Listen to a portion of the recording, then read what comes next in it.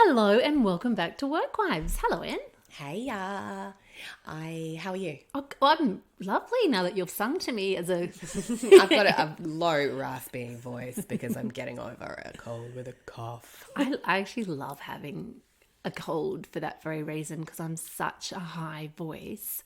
I love when I get hit with You get a bit of a sexy sexy rasps. raspy voice. So I think today we're continuing our chat about reframing the idea of the whole stay-at-home mum situation becoming synonymous with not having a job and changing it into how much, it should be recognised as a legitimate career. Yeah, and the mindset change that it's a good thing to go off, raise a bloody cracking little human and then come back better than ever before. So as you know, my, shall we call it my mid-year resolution was to spend more time with some friends. Yes. And so I've been trying to act on that and been calling up friends for coffees and lunches and catch-ups, making a real conscious effort because I didn't realize until you and I were deep in the throes of a podcast when you asked me the question, what is lacking in my life at the moment? And I realized that my female friendships were really lacking. So yeah, I've been going back to investing those. And anyway, having a coffee yesterday morning with some beautiful school mums, some friends. And one of them just said to me that she was needing confidence. And she had a very high job, had worked in capital cities across Australia in marketing, had a great career, and had done a lot of really interesting things. But she has been in a beautiful position that she's been able to step away and raise her children. And her children were a little bit older than mine. So I think her eldest is 14 and she still has 2 currently in primary school. But I had this really raw and honest conversation with her and she said to me she's been thinking about applying for jobs and she's kind of applied and then stopped because she realizes that after being a stay-at-home mum, even though her husband also has a business, so she actually has been helping in the business, but she said the positions that she's been applying for have asked her for credentials, and it's almost like ASIO references, so you can't just kind of fake it till you make it. Right. They really need to have good references of what she has been doing. And that has been the deterrent of her pushing herself and catapulting into these jobs because she stopped and questioned herself that she has nothing to show. Wow. For the time that she has been raising these beautiful kids. When really she has so much to show, just not something that's recognised by a job. And I think being out of the workforce, you start questioning, like I look at my kids now and the evolvement of subjects that I didn't have when I was at school. And so I guess she's potentially thinking about these new, kids coming out of uni or the freshens. And like in a world of marketing, just as an example, the level of technology and social media and the TikToks and all this sort of stuff is probably different. But as I said to her, marketing is still marketing. You are still the queen, but you're coming back as an amped up version. Yeah. Because parenting is not skillless. Yeah. If anything, the skills that we have as a parent are things that we could throw, kids at uni into. Yes. Yeah. Yeah. So we had a really honest conversation and she said that she would love to feel empowered. And I guess that's the purpose of today's podcast, is to anybody out there who is resonating to remind them that you are fucking awesome. Yeah. And you can be awesome. Yeah. And you're developing skills right now that you would find nowhere. There's no other way that you can develop them other than what you're doing right now. Right. Raising kids. Yeah, and her kids are incredibly sporty. So she is like a human taxi driver. She's a nutritionist, fueling them up. They're all, really high level sport. I just love that you said human taxi driver as opposed to the robotic taxi drivers that you usually see. But yeah, I think it came down to, we had a really beautiful chat. And I said to her, I remember when I went back to radio when my two eldest were both under 3. So I think I had a 2.5-year-old and an 18-month-old. And I was a different person going back into the workplace. It was a new radio station, so it wasn't my established friends. So it was really difficult meeting people, forming relationships, trying to do a really good job at my job, but also being really, really aware that I'm paying a nanny by the hour and I need to get home, So Yeah.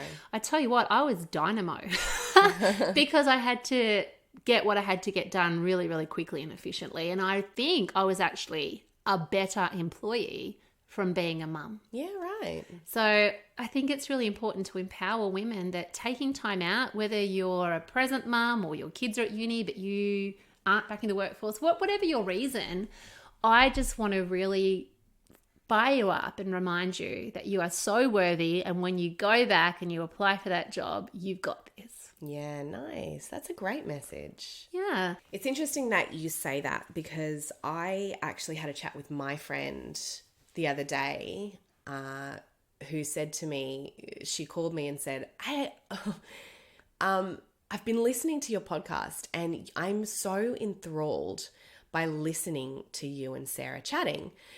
Well, that's lovely. Right. That's what I thought. And I thought, oh God, someone's listening. That's our one listener. Yeah, Great. yeah. And I thought, oh, she's going to say that she resonates with me. It's what a lovely thing to say. And she goes, it's just because you and I are so different. And I went, what? And she goes, yep, we are just cut from completely different cloth. And I was like, why does that interest you to listen to something that you don't resonate with? Do you make her feel like a better human being? Well, it's funny because she said, I am just, you are so driven and you've got so many plates in the air and you're doing your parenting, but like you just want to go back to work and do work stuff. And that's just not me. I just am not driven. And it's like the third time she said it to me, I'm not driven. And she said, I couldn't wait to get on maternity leave so that I could be at home with the kids. And I thought to myself, the thing is, she is driven. She's just not driven in doing a podcast with the person that she works with. Like, her drive is in being the best freaking mother in the whole world. You should see her kids' playroom. It's like a Montessori early childhood center. Wow. And her house is filled with enrichment activities. Her husband is just as into it as she is. He's handmade like 3 bloody cubby houses outside. He made them a swing and a seesaw from scratch. I feel like I want to go there for a play day. It's fantastic. Anytime we take Austin around for a play day, it's just filled with like, here, do this and do that and this, and it's like, it's fantastic. And anytime I've had a problem with my parenting or come up against a brick wall, she has the answer. She has a book that she has read. She's had a resource that she can pull from somewhere to give to me to help me. She's helped me through so many things with my parenting because she has the resources at hand that she has trained herself in to be a great mum. Funny that some people are readers, and I know so many of my friends thrive on books. I'm a feeler. I haven't read any books about parenthood.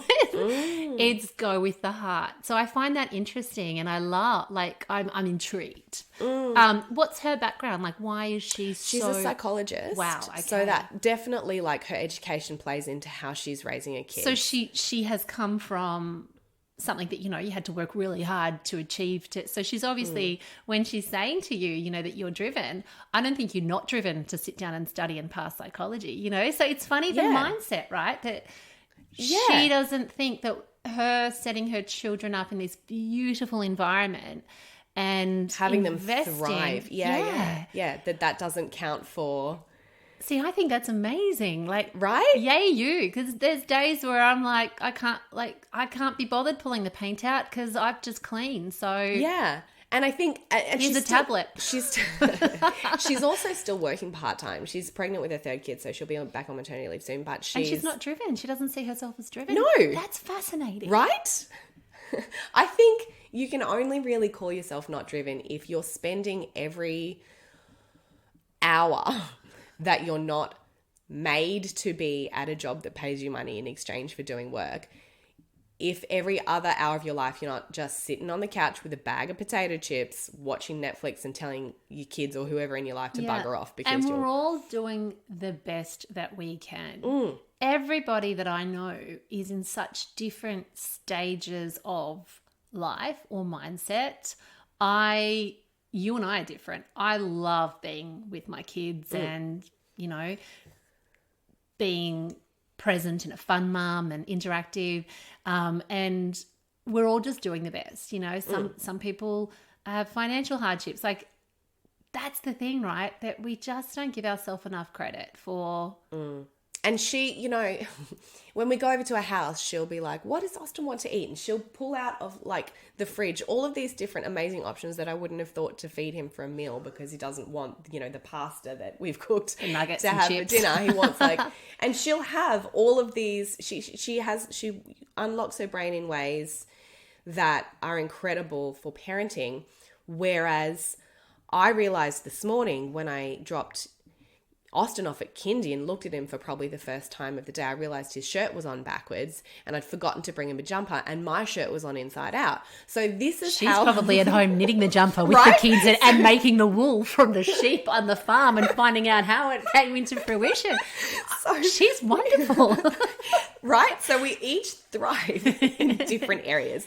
But I think the drive, it's just interesting. Yeah, I wish as women we would sit there and just not judge, not criticize, not think I'm better than you, but just maybe take the time more to tell each other that we're doing a bloody good job, no matter whether it's Vegemite sandwiches again or a bowl of cereal, that, you know, we got this, you've got this, and I've got you. Yeah. So, yeah, it's interesting. Anyway, I'm going to save, I have a quote that I love, but I'm going to save it for another episode, I think, because I want to flesh it out a little bit, but it plays into this topic that we're talking about at the moment about changing the narrative from mumming not meaning anything to mumming maybe being a great career choice that we can put on our CVs later in life. Well, it sounds like your girlfriend has created a fantastic resume of what she has done for her children. Well, yeah, and I think certainly your friend that you were talking to could use the confidence to understand that, to reframe her mindset that what she's doing is absolutely valuable and valid in a workplace.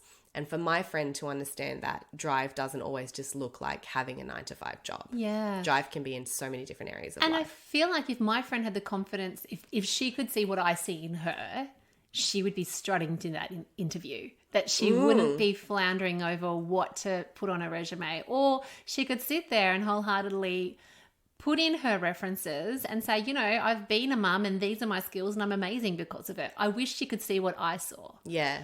And I wish that your friend, I said I don't read books about motherhood, but I'd be picking up what she's putting down if she did want to put her her talents into a book, because she sounds pretty amazing. Yeah.